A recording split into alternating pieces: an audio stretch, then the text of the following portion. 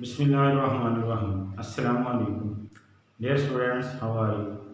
Biology के हवाले से क्लास 10 चैप्टर सेकंड हमने स्टार्ट किया हुआ था और उसका आज जो टॉपिक्स है वो आज हम डिस्कस कर रहे हैं। वो टॉपिक है homeostasis in human beings. Homeostasis in human being, इंसान की बॉडी के अंदर होमोस्टैसिस का प्रोसेस कैसे होता है। तो जिस तरह दूसरे एनिमल्स हैं, हर एनिमल्स हैं जो हमारे सराउंडिंग्स में पाए जाते हैं, उनकी बॉडी के अंदर भी एक वेल डेवलप्ड होमो सिस्टम होता है।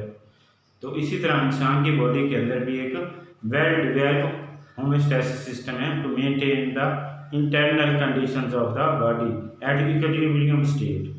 मतवाजन हालत में इंटरनल कंडीशंस को मेंटेन करने के लिए इंसान की बॉडी के अंदर भी एक वेल डेवलप्ड होमोस्टैसिस सिस्टम है। तो इसमें इंसान की बॉडी के अंदर कौन कौन से बॉडी ऑर्गन हैं जो होमोस्टैसिस में हिस्सा लेते हैं, होमोस्टैसिस के अंदर अपना रोल अदा करते हैं। तो उसमें फर्स्ट ऑफ ऑल जो आता है वो है हमारे लंग्स। कौन से आ जाते हैं? लंग्स।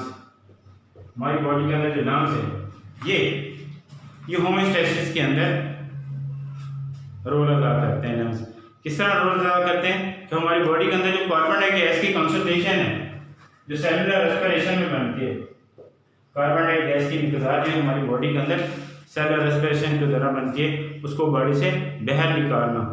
तो इस तरह बॉडी की इंटरनल कंडीशंस को मेंटेन करने में लंग्स अहम रोल अदा करते हैं। और दूसरे नंबर पे है स्किन। कौन सी? स्किन। हमारी स्किन जो है ये मेन रोल अदा करती है। हमारी स्किन जो है मेन रोल अदा करती है किसमें? Performing the role in regulate the body temperature, regulate the body temperature को मेंटेन करने में, और इसके अलावा excess water and salt from the remove from the body, और हमारी बॉडी से excess water in the form of sweat, in the form of sweat, पसीने की कंडीशन में उसको बाहर निकालते हैं। उस पसीने के अंदर बहुत सारे साल्ट्स होते हैं, यूरिया और यूरिक एसिड होते हैं, जो बॉडी से स्किन जो है वो रिमूव कर देती है। और तीसरे नंबर पे आ जाते हैं kidney.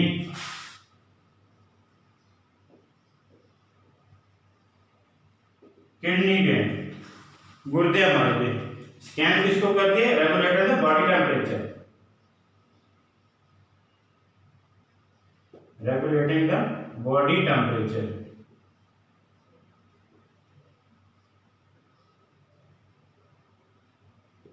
Main role regulator the body temperature. और किडनी के ये हमारी बॉडी में क्या रोल अदा करते हैं? किडनी का वेरी इंपॉर्टेंट रोल है। इसमें क्या करते हैं? Kidney filter the blood. क्या करते हैं? Kidney filter the blood, filter the blood, blood को फिल्टर करते हैं। और फिल्टर करेंगे तो उसमें ब्लड के अंदर एक्सेस वाटर होता है, excess water, salt, urea, uric acid, ये चीजें हैं। Excess water, urea, uric acid, इसको ब्लड से रिमूव कर देते हैं और क्या बनाते हैं? टू फॉर्म यूरिन, यूरिन बनाते हैं। क्या बनाते हैं? यूरिन। तो किडनी जो है क्या काम करते हैं? होमोस्टैसिस के अंदर फिल्टर द ब्लड, ब्लड को फिल्टर करते हैं और ब्लड के अंदर जितना भी वेस्ट मटेरियल है, एक्सेस वाटर है, साल्ट है, यूरिया है, यूरिक एसिड है, उसको फिल्टर करके क्या बना देते हैं? यूरिन बना देते हैं। तो स्किल्ट्री सिस्टम के जरिए यूरिन के हमारी बॉडी से रिमूव हो जाता है। तो इस तरह होमोस्टैसिस के अंदर, ह्यूमन बॉडीज के अंदर, होमोस्टैसिस के अंदर मेन हमारी बॉडी के 3 ऑर्गन। कौन से ऑर्गन है? 3 ऑर्गन हैं जो रोल अदा करते हैं।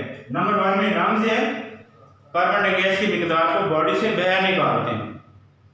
बॉडी से एक्स्ट्रा जितनी कार्बन डाइऑक्साइड बॉडी के अंदर बन रही है, नॉर्मल कंडीशन में या फिजिकल हार्ड वर्क के अंदर बन रही है, तो बॉडी से बाहर निकाल के इंटरनल कंडीशंस को मेंटेन करते हैं। दूसरे नंबर पे हमारे स्किन है। स्किन जो है regulating the body temperature, body को टेम्परेचर को रेगुलेट करती है, और एक्सेस वाटर है वो पसीने के साथ साथ हमारी बॉडी से रिमूव हो जाता है। और तीसरे नंबर पे आ जाते हैं किडनी। तीसरे नंबर पे आ जाते हैं किडनी, दूसरे नंबर पे। तो किडनी क्या कहते हैं? ये हमारे ब्लड को फिल्टर करते हैं, हमारे ब्लड को साफ करते हैं, और ब्लड के अंदर जितना भी वेस्ट मटेरियल, मेटाबॉलिक वेस्ट है जिसको हम बोलते हैं, तो वो उसमें यूरिया है, यूरिक एसिड है, एक्सेस वाटर है, साल्ट है, वो सारा फिल्टर करके साफ करके ब्लड को तो क्या बना देते हैं, यूरिन बना देते हैं, और यूरिन जो हमारी एक्सक्रीटरी सिस्टम के जरिए बॉडी से बाहर मूव हो जाते हैं। तो इसमें हम आज 2 ऑर्गन्स को डिस्कस करेंगे। कितने ऑर्गन्स को, 2 ऑर्गन को। इसमें first of all skin. Skin का क्या रोल है, स्किन को हम डिस्कस करते हैं। स्किन का रोल कैसे है हमारी बॉडी के अंदर, होम्योस्टैसिस सिस्टम के अंदर स्किन का रोल किस तरह अदा करती है। तो स्किन, हमारी बॉडी की जो स्किन है 2 लेयर है इसकी। कितनी, 2 लेयर्स।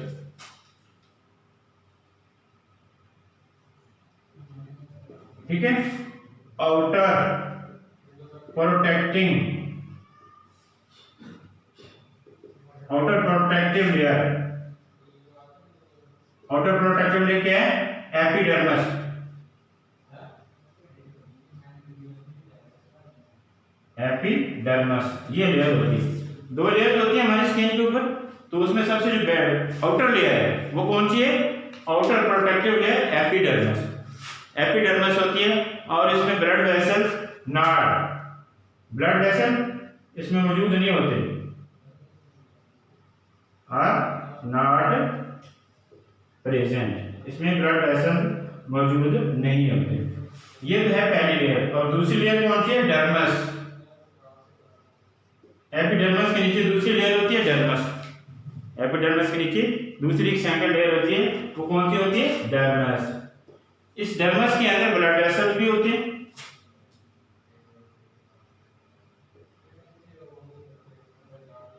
ब्लड वेसल्स होते हैं, और सेंसरी नर्व कौन से होते हैं, सेंसरी।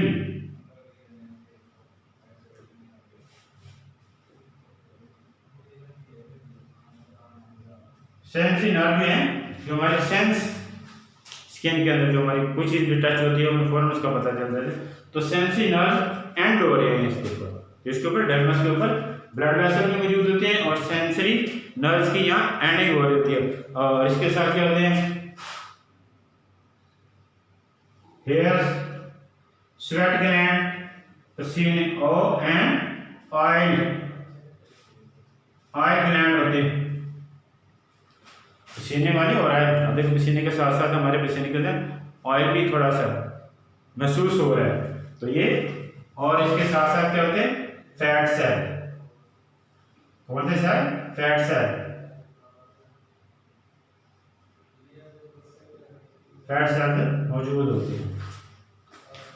ये हमारी अपर डर्मस है, वो प्रोटेक्टिंग लेयर है स्किन की, और इसमें ब्लड वेसल मौजूद नहीं होते, प्रोटेक्टिंग करती है, फर्स्ट लेयर होती है। और दूसरी लेयर कौन सी है, डर्मस। तो डर्मस लेयर क्या है, इसमें ब्लड वेसल होते हैं, सेंसरी नर्व्स एंड हो रहे होते हैं, और इसमें हेयर्स, ये हमारी स्किन के ऊपर जो हेयर्स हैं ये मौजूद हैं, स्वेट पसीने वाले ग्लैंड, ये पसीना आ रहा है, और उसके साथ oil gland.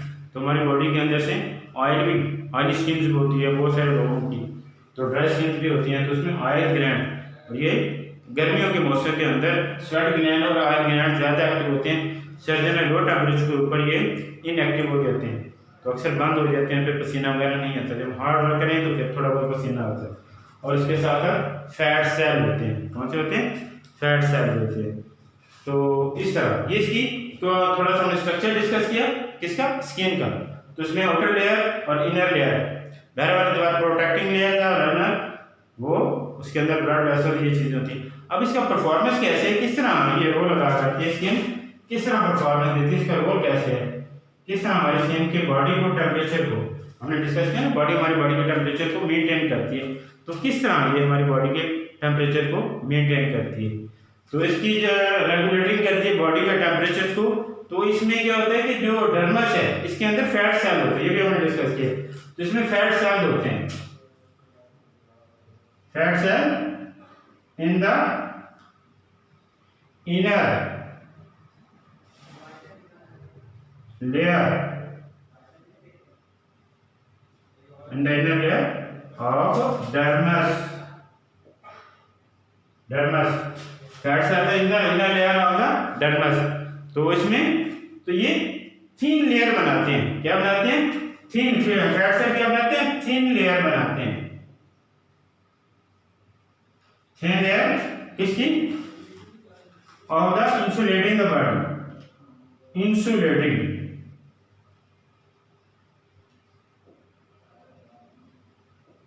Insulating the body, body को इंसुलेटिंग लेयर बनाते हैं, thin layer of insulating the body, insulating layer बनाते हैं।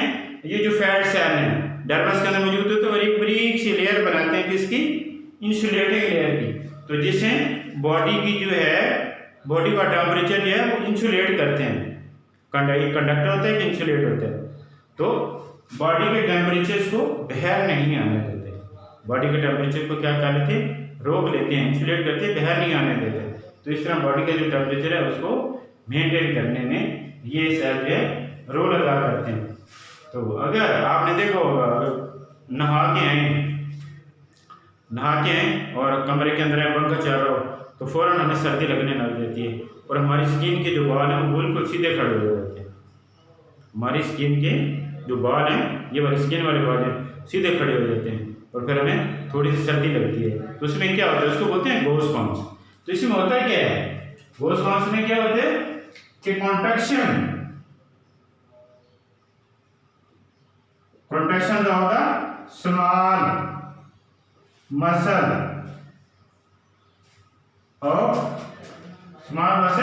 Attach to the hair,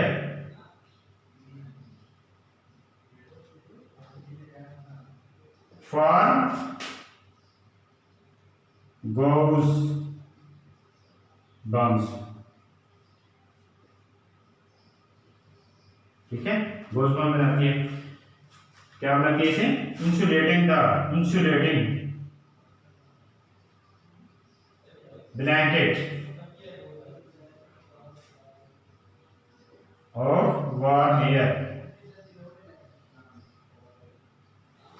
warm air, goes bump, ठीक है, इंसुलेटिंग ब्लैंकेट बना देते हैं।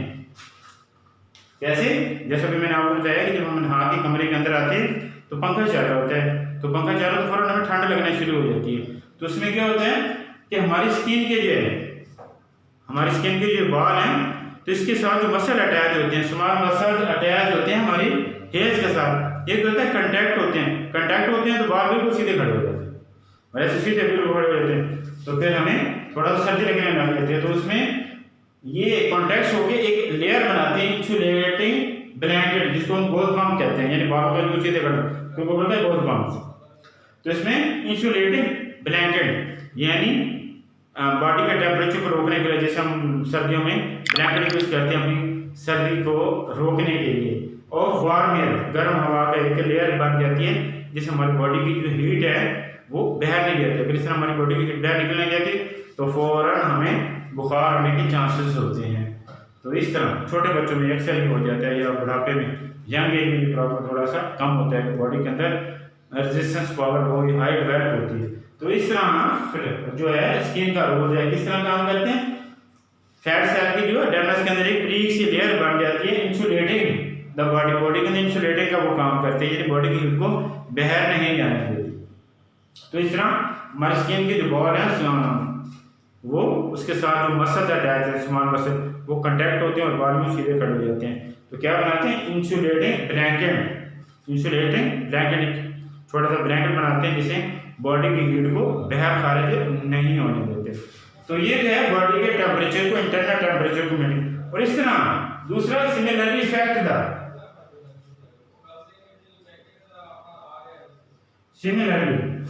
Help in cooling effect, help in cooling effect भी देती है। इस तरह हमें पसीना आता है, ठीक है ना, पसीना आता है तो पसीना जो है वो हमारी बॉडी से क्या होता है, इवापोरेट होता है। एक्सेस वाटर जो हमारी बॉडी से क्या होता है, पसीना आता है, पसीना आने से स्वेट ग्लैंड हमारे एक्टिव हो जाते हैं, तो हमें पसीना आता है, तो पसीना जो ऐसे पंखा चलाते हैं तो देखिए हम कूलिंग महसूस होती है, पसीना जो हमें पंखा चलो हल्का हल्का तो हमें कूलिंग महसूस होती है, क्योंकि पसीना जो है वो इवापोरेट होता है, बुखारत बन के उल्टा होता है, तो हमारी बॉडी की जो हीट है और पानी के अंदर, उस पसीने वाले पानी के अंदर हाल होके हवा के अंदर खारिज हो जा रही होती है। तो जिस तरह हमारी बॉडी को क्या होती है, ठंडक महसूस होती है। तो इस तरह स्किन जो है हल्के कूलिंग इफेक्ट के अंदर भी रोल अदा करती है। और इसके साथ साथ मेटाबॉलिक वेस्ट होते हैं, पसीने के अंदर वो भी खारिज हो जाते हैं, मेटाबॉलिक वेस्ट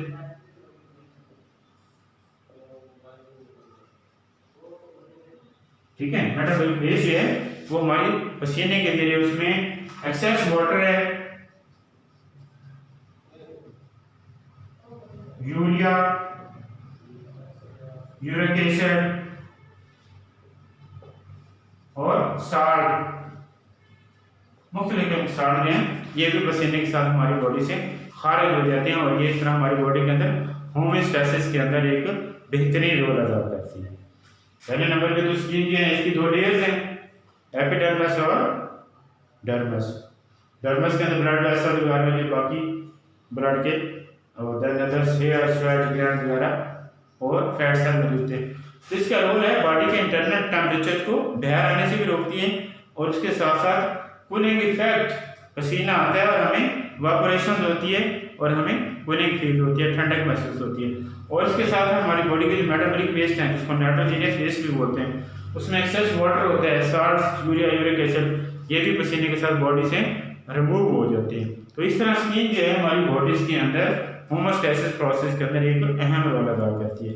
और इस तरह लंग्स हैं, दूसरे नंबर पे लंग्स हैं, तो लंग्स भी दूसरे नंबर पे लंग्स हैं, तो लंग्स भी हमारी बॉडीज के अंदर क्या करते हैं, कार्बन डाइऑक्साइड की कंसंट्रेशन को मेंटेन करने के लिए अहम रोल अदा करते हैं।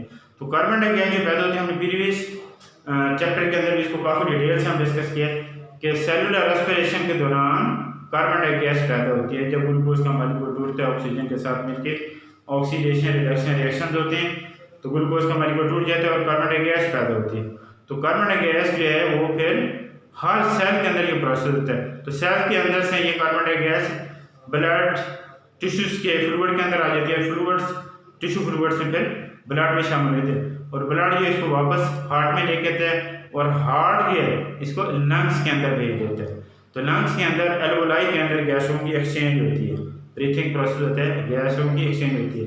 तो कार्बन डाइऑक्साइड ब्लड से एल्वोलाई में दाखिल हो जाती है, तो एल्वोलाई से फिर ये ट्रैकिया से होती है और नाक के जरिए जिस्म से बाहर खारिज हो जाती है। तो इस तरह लंग जो हैं वो हमारी बॉडी के अंदर कार्बन डाइऑक्साइड की कंसंट्रेशंस को मेंटेन करते हैं। तो इस तरह आज हमने दो ऑर्गन्स पढ़े, होमोस्टैसिस इन ह्यूमन बीइंग्स के अंदर, इंसान की बॉडी के अंदर होमोस्टैसिस के तीन ऑर्गन हैं जो होमोस्टैसिस में मेन परफॉर्मेंस देते हैं, उसमें लंग्स और स्किन को आज हमने डिस्कस किया। तो इंशाल्लाह नेक्स्ट टॉपिक के अंदर हम किडनी को डिस्कस करेंगे। तो थैंक यू फॉर वॉचिंग, अल्लाह हाफिज़।